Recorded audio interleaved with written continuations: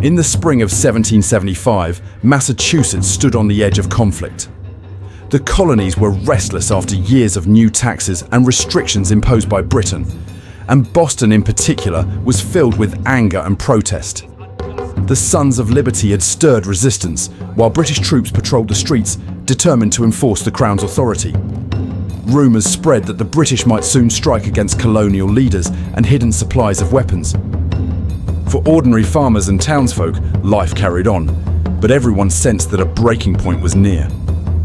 In early April 1775, General Thomas Gage, the British commander in Boston, received orders to suppress the growing rebellion.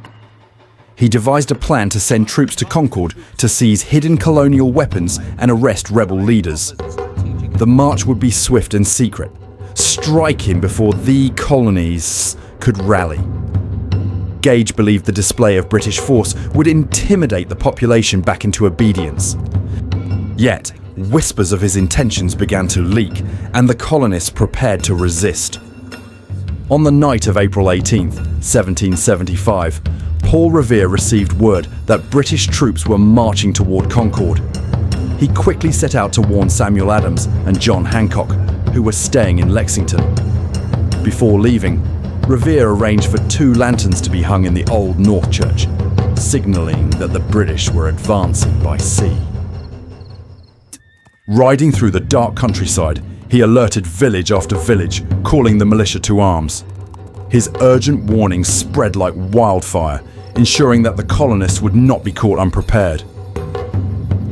In the early hours of April 19, 1775, nearly 700 British soldiers set out from Boston under the command of Lieutenant Colonel Francis Smith. The march was slow and difficult, as the soldiers carried heavy packs and weapons through the quiet countryside. Along the way, Loyalists quietly aided the Redcoats, while Patriot spies shadowed their movements. The night was uneasy, with occasional shots fired in the dark, though no battle had yet begun. By dawn, the British troops approached Lexington, where armed colonists were already gathering on the village green. At sunrise on April 19, 1775, about 70 colonial militia gathered on Lexington Green under Captain John Parker. They faced a much larger British force, ordered to clear the way to Concord. Parker told his men not to fire unless fired upon, hoping to avoid bloodshed. As the Redcoats advanced, shouting for the militia to disperse, a shot suddenly rang out. No one knew who fired first, but chaos followed. Volley after volley erupted across the green. When the smoke cleared, several colonists lay dead or wounded, and the British pressed onward. After the clash at Lexington, the British soldiers regrouped and pressed on toward Concord. The countryside was now fully awake, and alarms spread quickly from village to village. Militia companies began to assemble along the roads, shadowing the Redcoats as they marched. The British tried to maintain order, but the tension grew with every mile. Farmers, blacksmiths, and townsmen left their work to join the gathering colonial forces. By the time the column neared Concord, the British were no longer marching unnoticed. They were being watched by hundreds of determined patriots. When the British reached Concord, they began searching for hidden supplies of gunpowder and weapons. At the North Bridge, a group of colonial militia gathered on the far side, watching the Redcoats closely. Tension rose as smoke from burning supplies in the town drifted across the bridge, convincing the militia that the British meant to destroy everything. Determined not to stand aside, the colonists advanced in formation toward the bridge. British soldiers, startled by the movement, opened fire. The militia returned the volleys, and for the first time, British troops fell in open battle. Shaken by their losses at the North Bridge, the British began to pull back from Concord. The militia, growing in number, pressed forward, forcing the Redcoats into retreat.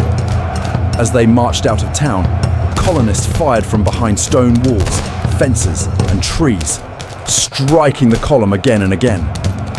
The countryside came alive with resistance. Farmers, shopkeepers, and tradesmen all took up arms to harass the retreating soldiers. For the British, Every step back toward Boston became a gauntlet, their disciplined lines breaking under relentless fire. As the British column staggered eastward, the road became a trap at every turn. Colonists used their knowledge of the land to set ambushes, striking quickly and melting away into the woods. Redcoats found themselves under fire from both sides of the road, unable to see their attackers. Stone walls, orchards, and thickets all became fortresses for the colonial marksmen. Again and again, the British tried to push forward in formation, but disorder spread through their ranks. By midday, the long retreat had become a desperate struggle for survival. As the retreat grew more perilous, word reached Boston, and fresh British reinforcements marched out to meet the embattled column. These troops, disciplined and unwearied, formed a protective line that allowed the exhausted soldiers to regroup. Together, the combined forces pushed forward with renewed strength, their bayonets flashing as they tried to clear the road. The colonial militia, though determined, gave ground when confronted with the larger force. Still, they did not vanish. Instead, they shadowed the British from a distance, waiting for fresh chances to strike. As the British pushed closer to Boston, the fighting did not ease. Instead, the road turned into a running battle. The colonial militia fired from behind every hedge, fence, and barn, slipping away before the Redcoats could strike back. British soldiers tried to chase their tormentors, but the colonists vanished into the landscape, only to reappear farther down the road. The countryside thundered with gunfire, echoing across fields and villages as the relentless pursuit continued. For miles, the weary Redcoats endured an unending storm of musket fire, each step forward costing them dearly. The British retreat from Concord to Boston came at a staggering cost. Dozens of Redcoats fell along the roadside, their bodies left behind in ditches and fields. The heat, exhaustion, and constant fire sapped the strength of even the most disciplined troops. Officers struggled to maintain order, shouting commands over the chaos, but their voices were drowned by the crack of muskets. For the colonists, each volley was proof that their militia could stand against the most powerful army in the world. By the time the battered column neared Boston, the British were bloodied, humiliated, and shaken. When the surviving British soldiers reached Boston, they found no relief, for the colonial militia swiftly surrounded the city. Armed men from across New England poured in, creating a ring of resistance that cut Boston off by land. Redcoats fortified their positions, turning houses and hills into defensive works. Supplies grew scarce, and tension mounted as both sides prepared for the next clash.